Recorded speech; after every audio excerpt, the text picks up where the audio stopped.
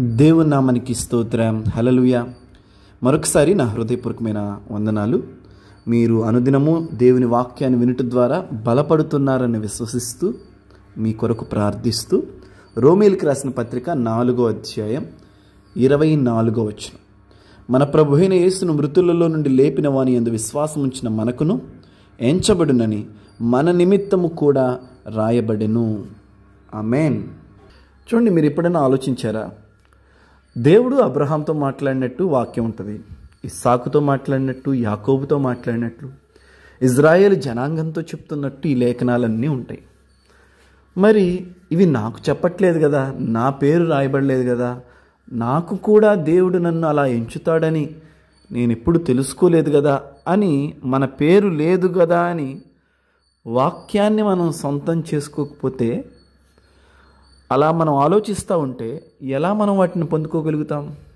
అందుకోసమనే దేవుడు స్పెసిఫిక్గా ఒక మాటని ఇక్కడ రాయించాడు. ఏంటా మాట? మన నిమిత్తము కూడా రాయబడెను. దేవుని వాక్యంలో ఉన్న ప్రతి మాట, ప్రతి అక్షరం మన నిమిత్తము కూడా రాయబడెను. ఇఫ్ ఇట్ ఈస్ ఓన్లీ అది అబ్రహాము కొరకే అయితే కథలా చదువుకొని పుస్తకాన్ని మూసేసేయచ్చు. అది కేవలం దావీదుని గురించే అయితే మనం కూడా అది ఒక కథలాగా మన పిల్లలకి చెప్పి ముగించేయచ్చు. కానీ దేవుని వాక్యాన్ని గురించి బైబిల్ ఏమంటుంది? దేవుని వాక్యం సజీవమైనదై, రెండంచులు కలిగిన వాడి కలిగిన ఖడ్గము కంటేనూ పదును కలిగినదై, హృదయం యొక్క తలంపుల్లోకి దూరేంతగా పనిచేస్తుంది. వాక్యము సజీవమైనదండి. ఆ రోజు చదువుతున్నప్పుడు, ఆ రోజు అబ్రహాం వింటున్నప్పుడు ఎంత శక్తి విడుదలైందో, ఈరోజు మనం చదివి మనం విశ్వసిస్తున్నప్పుడు అంతే శక్తి విడుదలవుతుంది. సామెతల గ్రంథంలో 4వ అధ్యాయంలో అన్నాడు, ఇదిగో దొరికిన వారికి అవి జీవమునిస్తాయని చెప్పి వాక్యం. దేవుని వాక్యాన్ని ఎవరైతే చదువుతూ ఉంటారో, ధ్యానిస్తూ ఉంటారో, వింటూ ఉంటారో వారికి అది జీవాన్ని ఇస్తుంది.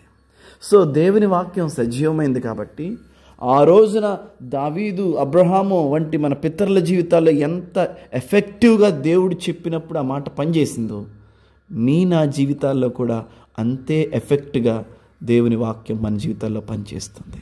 Praise God. దేవునికి స్తోత్రం. హల్లెలూయా. కనుక ఉదయకాల సమయంలో మిమ్మల్ని అందరినీ ప్రోత్సహిస్తున్నాను. దేవుని వాక్యాన్ని చదవమని, దేవుని వాక్యాన్ని వినమని, దేవుని వాక్యాన్ని ఇది నా సొంతం చేసుకోమని. ఇది నా వాక్యం, దేవుడు నాకు ఇచ్చాడు, దేవుడు నాకు చెప్పాడు. హల్లెలూయా.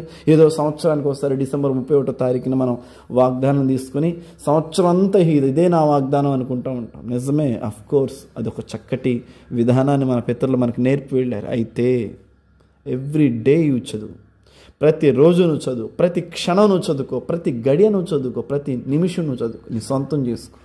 హల్లెలూయా. నిన్ను కాదంటాడు దేవుడు, నిన్ను వద్దంటాడా? ఇన్ని వాగ్దానాలు అయితే ఇవ్వలేనంటాడా? ఇన్ని వాగ్దానాలు నువ్వు చదవద్దని చెప్తాడు దేవుడు.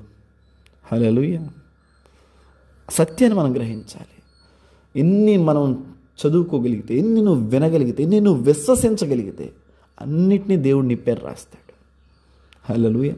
ఆస్తులు సంపాదించేటప్పుడు ఎవరైనా ఆలోచిస్తారా? అమ్మో ఇన్నైతే మనం హ్యాండిల్ చేయలేము, ఇంతవరకు చాలా అనుకుంటారు ఎక్కడన్నా? ఆస్తులు సంపాదించుకునేటప్పుడు మాత్రం, డబ్బులు సంపాదించుకునేటప్పుడు మాత్రం ఇంకా సంపాదించుకోవాలి, పిల్లలకి ఇవ్వాలని చెప్పేసి ఎంతో ఆలోచన కలిగి ఉంటాం కదా. సేమ్ వే వాక్యం విషయంకి వచ్చేసరికి చాలు, ఇంతవరకు ఈ మాటలు విన్నాను చాలు, ఈ లేఖనం చదువుకున్నాను చాలు అని మనం ఎందుకు అనుకోవాలి? వాగ్దానాల గురించి మనం ఎంత తెలుసుకుంటే, దేవుని మాటల గురించి మనం ఎంత తెలుసుకుంటే ఆ వాక్యం మన సొంతం అవుతుంది. అదే అక్కడ అన్నాడు, అబ్రహాంనే నీతిమంతుడిగా మార్చడం కాదు, నిన్ను నన్ను కూడా యేసయ్య రక్తం ద్వారా, యేసయ్య విశ్వాసం ద్వారా మనల్ని దేవుడు నీతిమంతులుగా మారుస్తున్నాడని మన నిమిత్తం కూడా రాయబడిన ఉంది వాక్యం అక్కడ. హల్లెలూయా. అబ్రహామును నీతిమంతుడిగా ఎంచిన దేవుడు యేసయ్య రక్తము ద్వారా, యేసయ్య విశ్వాసం ద్వారా మనల్ని కూడా నీతిమంతులుగా మారుస్తున్నాడని పౌలు గారు మెల్లగా అబ్రహాం మీద నుంచి ఫోకస్ నా మీదకి మారుస్తూ ఉన్నాడు. మనం అబ్రహాం వైపు కాదు, ఇప్పటి నుంచి ఆ యేసుక్రీస్తు ప్రభువు మన కొరకు రక్తం చిందించడం వలన ఆ అబ్రహాం ఎలా అయితే నీతిమంతుడయ్యాడో మనం కూడా యేసయ్య ద్వారా నీతిమంతులుగా మార్చబడుతున్నామని మన వైపు వేలెత్తి చూపిస్తున్నాడు మెల్లమెల్లగా పౌలు గారు. అది రోమపత్రిక అక్కడ జరుగుతూ ఉంది. 4వ అధ్యాయం నుంచి 5వ అధ్యాయంలోకి మనం మారబోతున్నాం. ఏం చెప్తున్నాడు అక్కడ? మన నిమిత్తము కూడా రాయబడెను. సో వాక్యం చదువుతున్నప్పుడల్లా ఈ మాట గుర్తుకురావాలి మీకు, నా నిమిత్తం ఈ మాట రాశాడు దేవుడని. హల్లెలూయా.